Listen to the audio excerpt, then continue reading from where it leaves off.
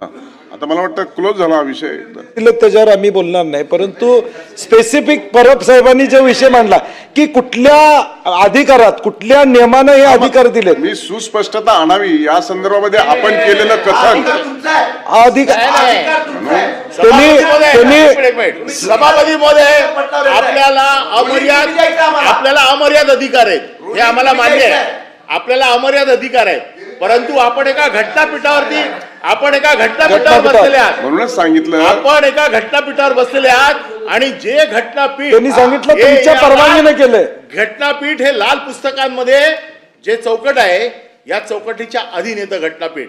आपल्याला between the lines काय अर्थ काढायचा आहे, कौल शब्दर मध्ये काय लिहिलंय या सगळ्याचा अधिकार आपल्याकडे येतो. परंतु ज्या वेळेला अधिकार आपल्याकडे येतो त्या अधिकाराच्या बाबतीमध्ये याच्या नियमामध्ये देखील ते बसवणं आणि त्या अधिकाराचा वापर करणं ही देखील जबाबदारी आहे. आमची इच्छा आहे की आपण यावं, आपण वरच्या सभागृहात येत नाही आणि आपण एवढ्या आपण उत्तर दिलं तर आम्ही समाधानी होऊ असा आमचा समज आहे. म्हणून वारंवार आपली मागणी करतोय, आपण येतच नाही आमच्या सभागृहात. आणि म्हणून हे आयुध आम्हाला आज वापरावं लागलं. हे 13वं नाही, हे 14वं आयुध आम्हाला आज वापरावं लागलं की उपमुख्यमंत्र्यांनी सभागृहाच्या नेत्यांनी सभागृहात यावं. या आयुधाच्या निमित्ताने सभागृहात ते आलेत, आता ते मार्गदर्शन करतील. माझा मुद्दा आहे सभापती महोदय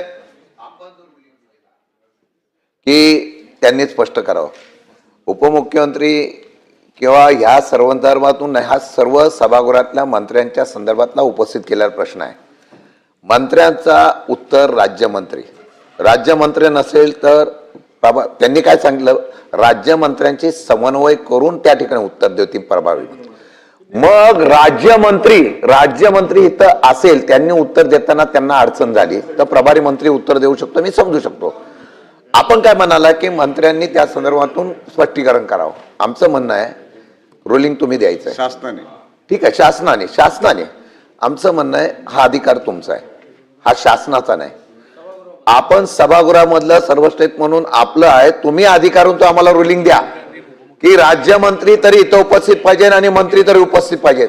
मंत्री उपस्थित नसतील तर राज्यमंत्र्यांनी इथं कंपल्सरी उपस्थित राहिलंच पाहिजे, हा नियम आहे.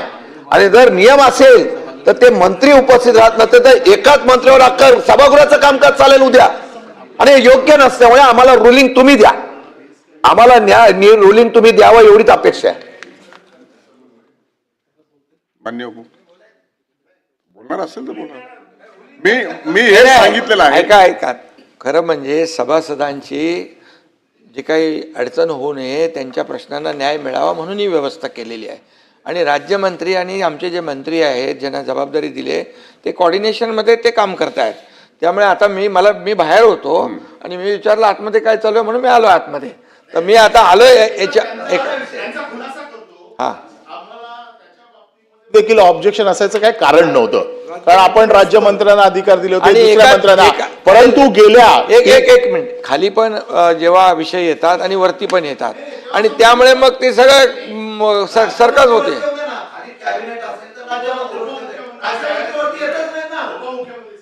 बरेच वर्ष या सभागृहात आपल्याला माहिती आहे मंत्री जेव्हा बिझी असतात खालच्या सभागृहात तेव्हा राज्यमंत्री एकच मिनिट नाही आता विषय त्यांना बोलू द्या, उभे आहेत ते त्यांचं एकदा संपू द्या, मग मी आपल्याला संधी देतो. सभागृह नेते आणि उपमुख्यमंत्री उभे आहेत, बोलू द्या 2 मिनिटं बोलू द्या. विषय एकच आहे. का विषय आला हा की उपमुख्यमंत्र्यांनी आपले अधिकार माननीय मंत्री उदय सामंतना दिले, माननीय मंत्री शंभूराजेंना दिले, दादा भुसेंना दिले. आमचं काही ऑब्जेक्शन नाही, ते जे कॅपेबल आहेत त्यांनी करावं. राज्यमंत्री नसतील तर त्यांनी यावं, उत्तर द्यावी. परंतु माझ्या गेल्या 4 अधिवेशनाचा अनुभव असा आहे की जिथे मी राईट ऑफ इन्फॉर्मेशन मध्ये माहिती दिली, जिथे इथे सभागृहात मान्य केलं कारवाई करतो म्हणून, परंतु ठरवूनच की कारवाई करायचीच नाही. मुंबई महानगरपालिकेचे मी कमीत कमी 7 ते 8 विषय दिले. मी बीएससी मध्ये आपल्या समोर सांगितलं, आपण सांगितलं माझ्याकडे पाठवा, मी आपल्याकडे पाठवलं. मुख्यमंत्र्यांनी मला उत्तर दिलं आश्वासन समितीकडे जा. आश्वासन समितीकडे गेलो, आश्वासन समितीने माझ्याकडे लेखी लिहून दिलंय, अद्याप कुठलीही कारवाई झालेली नाही. 13 ते 14 विषय आज माझ्याकडे आश्वासन समितीचा लिखित उत्तर आहे की याच्यावरती कुठली कारवाई झाली नाही, मग काय आमचं काय फुटबॉल करतात तुम्ही? टाइमपास चाललाय इकडे. आम्ही येतो कशाला इथे या सभागृहामध्ये? आमच्या उपमुख्यमंत्र्यांनी त्याची दखल घेऊन त्या मंत्र्यांनी कारवाई केली. आम्ही हा विषय मांडणार पण नाही आपल्याकडे, पण फक्त अधिवेशन काळामध्ये यायचं आणि आम्हाला काय म्हणजे टाइमपास म्हणजे हलक्यात घेऊन की बाबा ह्यांचं काय करायचंच नाही. राईट ऑफ इन्फॉर्मेशन दिलेल्या माहितीवरती ऍक्शन होत नाही आणि आश्वासन फक्त द्यायचं की आम्ही कारवाई करतो, या अधिवेशनाच्या शेवटच्या दिवसापर्यंत कारवाई होईल. असे कित्येक विषय मी आपल्याकडे आहेत. आपल्याकडे मी पत्र दिलेले आहेत. मागच्या अधिवेशनामध्ये जे विषय निघाले आहेत, चौकशा समित्या लावलेल्या आहेत, त्यांच्यावरती कुठली कारवाई होत नाही. काय चाललंय का सभागृहात? मग आम्ही यायचं कशाला? आणि म्हणून आज आम्ही हा घटनात्मक विषय तुमच्याकडे आणलेला आहे 14 आयुधाच्या माध्यमातून.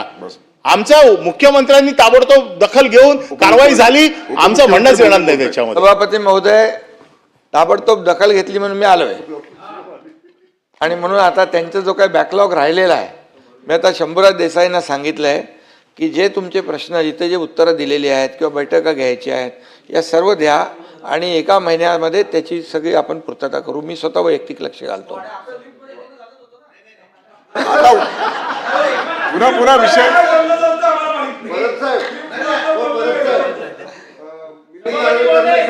आणि एकच आहे याच्यामध्ये ओ शशिकांतजी, गैरसमज कोणाचा नसावा, कारण शेवटी या सभागृहामध्ये विधानसभा आणि विधान परिषदेमध्ये अधिवेशनामध्येच प्रश्नाला उत्तरं मिळतात, न्याय मिळतो.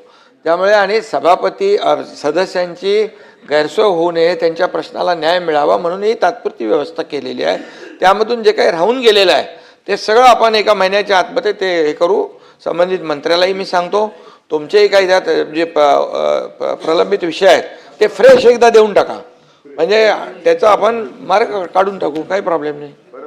मला वाटतं आता पुढे जाऊया आपण. हा बोला. सभापती महोदय, धन्यवाद सभापती महोदय. सभापती महोदय, योगायोगाने राज्याचे गृहमंत्री पण देखील इकडे आहेत.